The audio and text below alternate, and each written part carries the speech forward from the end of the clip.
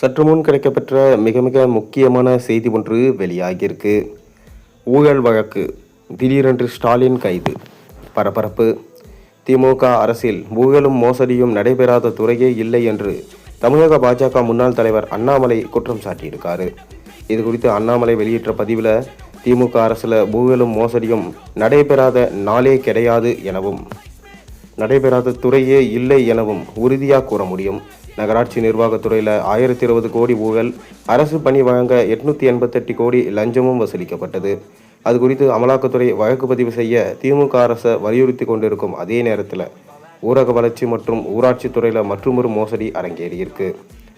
பஞ்சாயத்து ராஜ் சட்டத்தின்படி ஊரக வளர்ச்சி மற்றும் ஊராட்சி துறையில் ஊராட்சி செயலாளர் பதவிக்கு நேர்முக தேர்வு நடத்தி அதில் தகுதி பெற்றவர்களை ஊராட்சி செயலாளர்களாக நியமிப்பது வழக்கம். தமிழகம் முழுவதும் டிசம்பர் 12 நேர்முக தேர்வு நடைபெறும் என்று திமுக அரசு அதிகாரப்பூர்வமாக அறிவிப்பு வெளியிட்டது. பல ஆயிரம் இளைஞர்கள் இதற்கான விண்ணப்பித்து காத்திருந்த நிலையில், திடீரென நிர்வாக காரணங்களால் தேர்வு ரத்து செய்யப்படுவதா அனைவருக்கும் நேற்று மாலை குறுஞ்செய்தி அனுப்பப்பட்டது. இதனால் ஏமாற்றம் அடைந்த இளைஞர்கள் தமிழக அரசின் அதிகாரப்பூர்வ இணையதளத்தில் பார்த்தபோது, நேர்முக தேர்வுக்கு தேர்ந்தெடுக்கப்பட்டவர்கள் பட்டியலிலே குளறுபடி நடந்திருக்கு தெரிய வந்திருக்கு. அதிக மதிப்பெண் பெற்ற இளைஞர்களை தகுதி நீக்கம் செய்தும், அவர்களை விட குறைவான மதிப்பெண் பெற்ற தேர்வு செய்தும் மோசடி செய்திருக்கு திமுக அரசு. அரசு பணிகளுக்காக பல ஆண்டுகளாக தங்கள் விருப்பு வெறுப்புகளை தியாகம் செய்து கடும் உழைப்பை கொடுத்து காத்து கொண்டிருந்த தகுதியான பல ஆயிரம் இளைஞர்களை வஞ்சித்திருக்கு இந்த திமுக அரசு.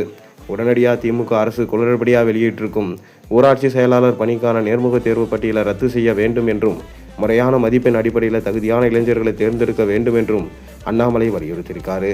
தொடர்ந்து இது போன்ற ஊழல் வழக்குகளில் திமுகவில் உள்ள முக்கியமான புள்ளிகள் சிக்கி கொண்டேதான் இருக்கிறார்கள். அவர்கள் மீது அமலாக்கத்துறை தொடர்ந்து தங்களது நடவடிக்கைகளை எடுக்கும் என்றும் அண்ணாமலை தெரிவித்திருக்கிறார். இந்த முறை திமுக ஆட்சி என்பது தமிழகத்திலிருந்து பூரணமாக விலக்கப்படும், பாஜக ஆட்சி என்பது தமிழகத்தில் மலரும். கண்டிப்பாக அப்போது திமுகவில் உள்ள முக்கியமான அமைச்சர்கள் செய்த ஊழல் பட்டியலிடப்பட்டு அவர்கள் கைது செய்யப்படுவார்கள்.